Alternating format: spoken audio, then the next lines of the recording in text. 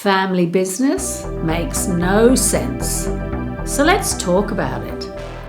G'day, I'm John Kempfield, the Family Business Solutionist, speaking from Melbourne, Australia, with another episode on the topic, why family business as a concept makes no sense, because it is unnatural to put a family together with a business and likely to create conflict unless you do a whole bunch of things and avoid doing a whole bunch of things to leverage the differences within the family and make a really strong business.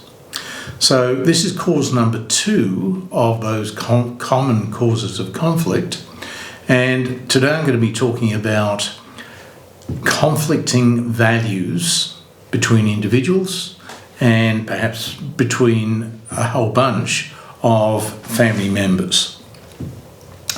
Let's start by talking about what are values. Values which individuals develop into complete value systems are fundamentally a synthesis of our rational understanding of the world, shaped by our emotional responses to things that happen, to people that we interact with, and that fundamental understanding of what could and should be going on. Values are internal motivators that make us do what we do, the way we do it, when we do it, in any given circumstance. They're not set in stone, and they're not going to produce a fixed outcome or even a predictable outcome in every situation, but they are very strong indicators of our behavioural preferences and very strong drivers of the way that we will act and react in a whole raft of different situations. Now, each individual selects or subconsciously has selected for them through evolutionary processes going back probably a couple of million years. So they select their individual values from a whole group of broader principles that are pretty universally accepted by humans as the rules by which we lead an admirable life. Nobody can own and apply every principle ever developed by every society, every religion, every ethnic group. So we select those that seem applicable to us and are appropriate to our circumstances. Now, these are provided to us externally, and what we make of them and how we utilise them is a function of many things that are individual to us, such as genetics, which tend to create 30 to 60% of who and what we are. And then there's our intelligence, the environment in which we've grown up, our training and education, our conditioning by learning how to function in the human world. Consequently, everybody has a unique set of values, although we tend to find that within a family group, which is the most basic unit of society, and in broader religious, ethnic, cultural, social, national, community groupings, there will be a lot of similar values which make it easier for us to live together in a society, of course. If we look at what happens in nature, what we have is simply a more sophisticated version of what virtually all creatures have if they live in family groups or herds, pods, tribes, larger groupings. They need to have a certain number of behavioural norms to enable them to function efficiently and indeed for the species to survive. So that's what values are, and they do take a while to mature, and once they have more or less developed in an individual, which happens during childhood, it's quite difficult to change the underlying values unless a significant life-altering event takes place, such as a major threat, a major disruption, a major challenge or event or something of that sort, which causes people to stop and rethink and perhaps even hit the reset button on their values because the way they have seen the world up to that point in time is forever changed by the experience they've just gone through. Now, Stephen Covey had a really good explanation of how values flow from principles and then go to build a person's character, which is how the outside world sees them, and their personality, which is how they are likely to act in any given situation. And he added to the concept of acting in accordance with your values, which is when you generally feel that all is right in the world, where you're supposed to be, doing what you're supposed to be the way you're supposed to be doing it. But when circumstances cause you to act in some different way that is not aligned with those values, there's that little thing sitting on your shoulder, the Jiminy Cricket of conscience, that smacks you on the head and says, "Oi, this is not who you believe you are. You are acting out of line, out of character, and you shouldn't be proud of yourself for doing what you've done." When friends, loved ones, authority figures tell us that we are acting out of character, they are acting like an external conscience. They are providing the same sort of commentary to say they're not seeing us do what they would have expected of us under those particular circumstances. Now, that makes most people uncomfortable unless they have so little sense of empathy, they're a narcissist or a psychopath or something similar, that they don't really care what impact they have on other people and how other people are feeling. But for most of us, conscience stops us being happy and feeling comfortable ourselves. Therefore, it is useful to find ourselves acting in accordance with our values if we want to be leading a happy life where we're satisfied with who we are and what we're doing. Now, I'd like to introduce a case study. We'll be doing this with a lot of these, just to give a context, an example of how differing values tend to create conflict. This case study is called Adele's Art Gallery, and it's based on a lady called Adele, not her real name, who established an art gallery some 50 years ago now, when she was still an art student. She needed extra cash, and she saw that the commercial side of her brain said, we've got a lot of other students here producing some great works of art. Nobody's selling them. They've got them stacked up in their flats and accommodation. Maybe I can sell them and then make a bit on the side, and that will supplement my own income. And then I can indulge my desire to lead a flamboyant bohemian lifestyle. So she started up a gallery, and because she had friendly relations with so many art students, she had no shortage of inexpensive stock provided to her for on sale, and she rapidly developed a very good little business. 10 years later, her husband Bob, who had been running a small accounting firm, decided that Adele needed help. Her business was making more money than his.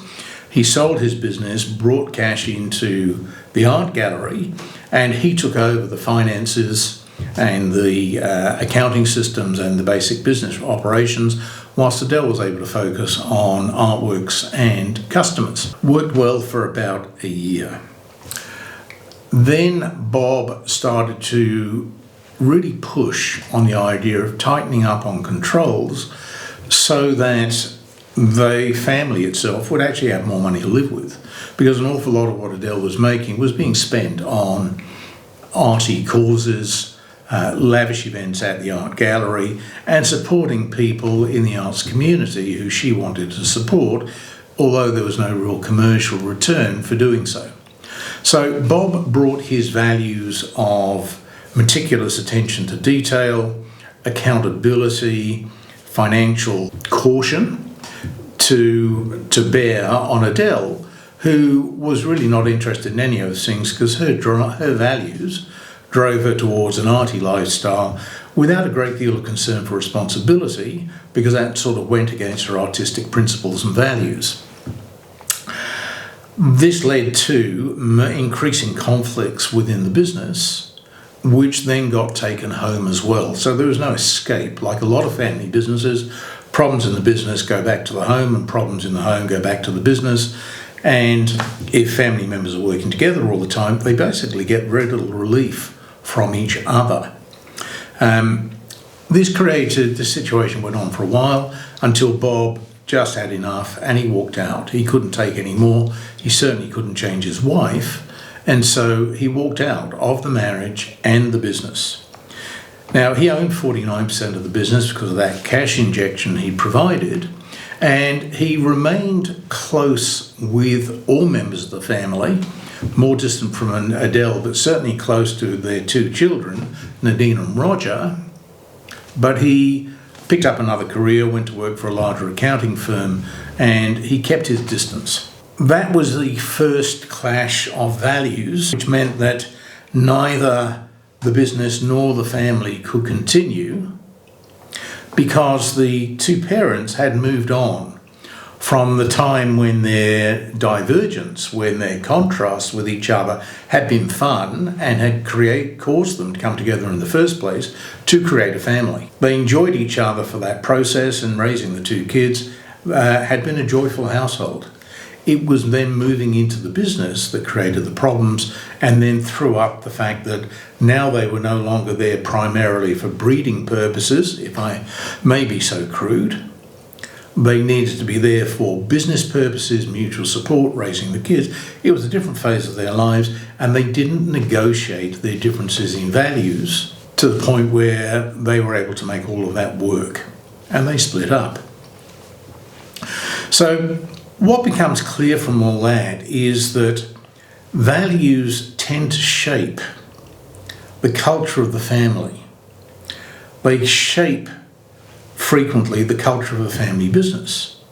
And if those values are good and strong, and they are what people invariably declare they are, which is entirely wonderful things, then you create a really strong family business, family environment, extended family, everybody's committed, everything works fine.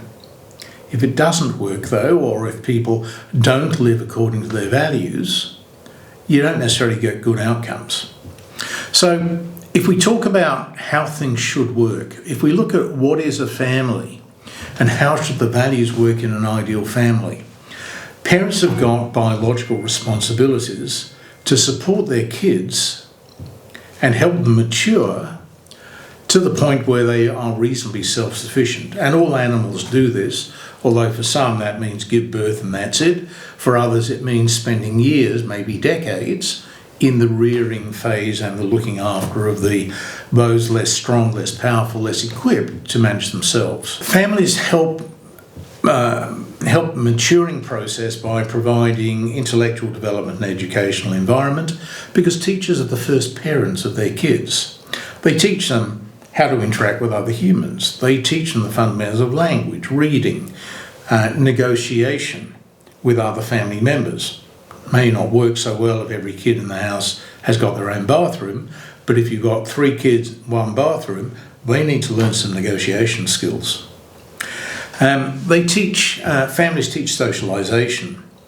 This is where kids simply learn to live and work and share with others to get on as preparation for taking an adult role in society. And there are also places for overall psychological development, which is the intellectual, emotional, social, moral and personal development of the young family members before they reach adulthood, by which time they're pretty well set. And as anybody who's been in the process of raising teenagers has discovered, they may feel that teenagers have not fully developed, but the teenagers often feel they have, and that creates some clashes in itself. And families tend to get pushed apart while the kids prepare to leave the nest, and they may come back together much more happily and harmoniously in future years when they've got less to prove to each other. Families also are places of unconditional emotional support, where no matter what goes wrong, the family will help another family member to cope, And the very sense that there is a safe place in their lives helps young family members to develop emotional resilience. They know there is a safe place in the world, even if everything turns to custard.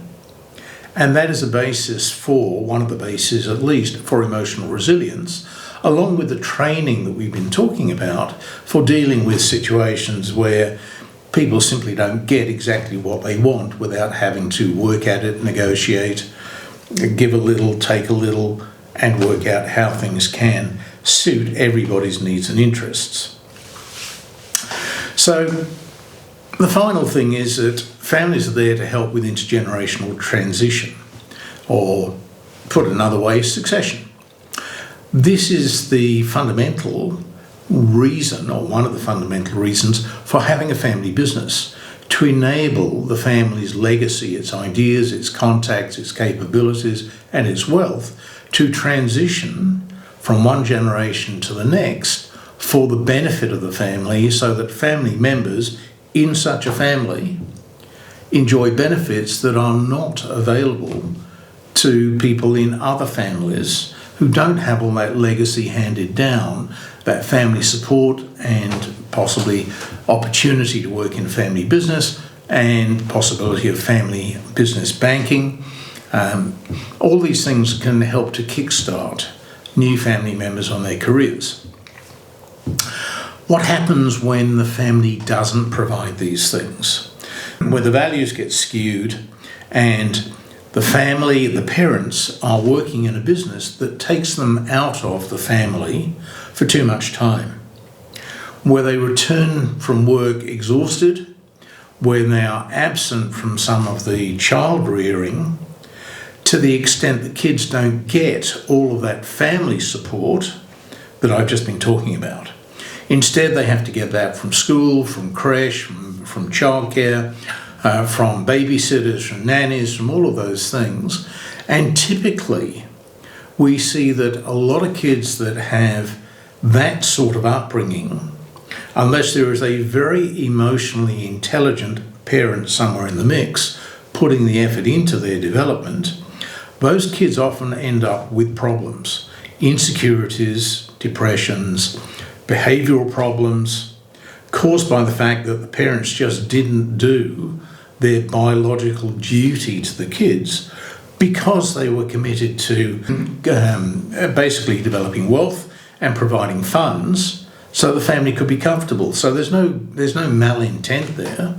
There is just a different focus which perhaps does not result in the happy outcomes everybody would wish, and particularly when parents are very successful in building a family business, there's often a tendency to get caught up in the making more money and making bigger business, and the family gets dragged along behind or simply left in the dust, with the kids thinking the parents, or at least one of them, prefers the business to us, which is pretty sad. So if we return to the Adele Art Gallery, fast forward 20 years from Bob's departure. Nadine by then had left school at the age of 16 to go and work with her mother, because Adele never remarried. She never seriously repartnered, although she had a few relationships which she kept fairly private and discreet. But essentially she was a single mum bringing up the kids, running a business at the same time. Nadine, who was a lovely girl, very caring, very giving, very gentle, very obedient, very loyal, left school at 16 to go and help Adele in the business. And she was highly conflicted in herself, because while she adored Nadine and revered her as the leader of the business, she also bitterly resented the fact that Adele, she believed, had driven her daddy away out of the family home and forced him to live away from them for the last 20 odd years.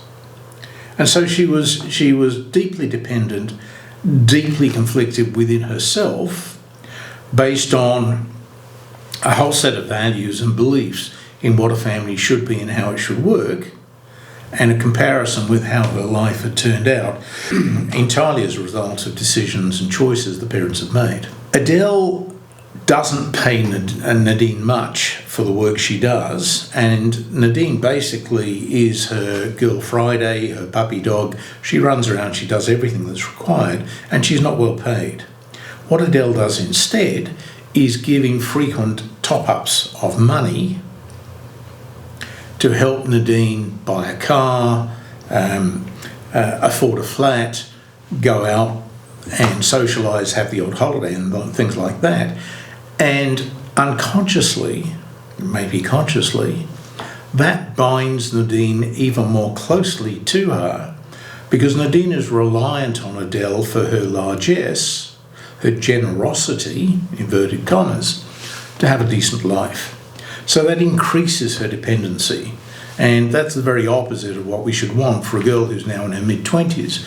She should now be a full functioning adult, able to enjoy her own life, make her own way, and to make choices. And she is basically tied hand and foot to her mother, to the family business, and to the remnants of the family.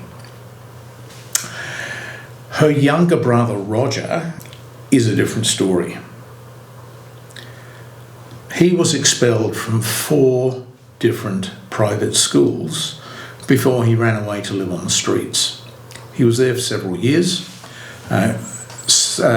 got fairly deeply into substance abuse of various forms, and also rubbed up against the police on many occasions for minor criminal activity, which never quite was enough to get him put inside. He had returned to the family and the business, demanding that he be given a senior executive role in the business and commensurate salary. Adele was so caught up with her gratitude for his returning, because they simply had not been able to locate him for the last couple of years, and so bound up in her own guilt about not doing all she should have done as a mother to provide a happy, healthy family environment, which had then led Roger to go off and do his own thing and turn his back on the family. But she put him in the role, she paid him the money, and then rapidly paid the price of having several of her best staff leave, citing bullying and sexual harassment from Roger. She had to stand by whilst Roger denigrated Nadine at every opportunity.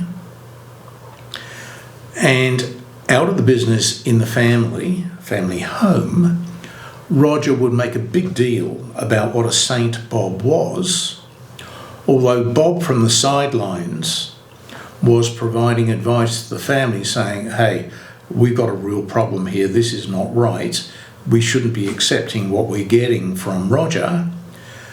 And Roger was denigrating his advice whilst on the other hand holding up as a saint. Completely conflicted, nobody was able to really see what was going on. And what was going on from the outside was pretty apparent, was that Roger was manipulating the situation to put him in control so that he could have free rein over the business and particularly its funds. In effect, Adele's brought a monster back into the business as a consequence of her own guilt, her conscience, telling her that she wanted to be a wonderful mum, she wanted to be a bohemian, free love, good environment, everybody's friendly, everybody's supportive, and she failed with her own family. And so she was massively out of kilter with her own values and with any form of common sense in allowing what was happening back in the business. Well, what happened? Adele, after a year of this, one assumes unintentionally because she'd always seemed pretty healthy, checked out by having a massive heart attack and dying on the showroom, on the gallery floor one morning.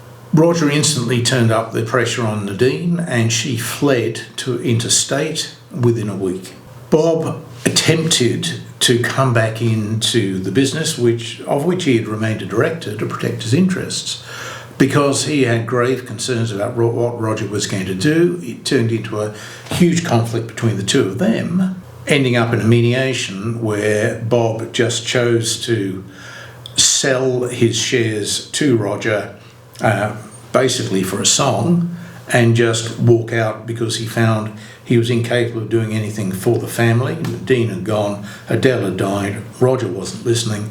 He couldn't do anything for the family, he couldn't do anything for the business. The only thing he could do was save himself and step back out again. Within 12 months of that time, Roger had sent the business into liquidation through bad management and effectively raping it mercilessly for its cash.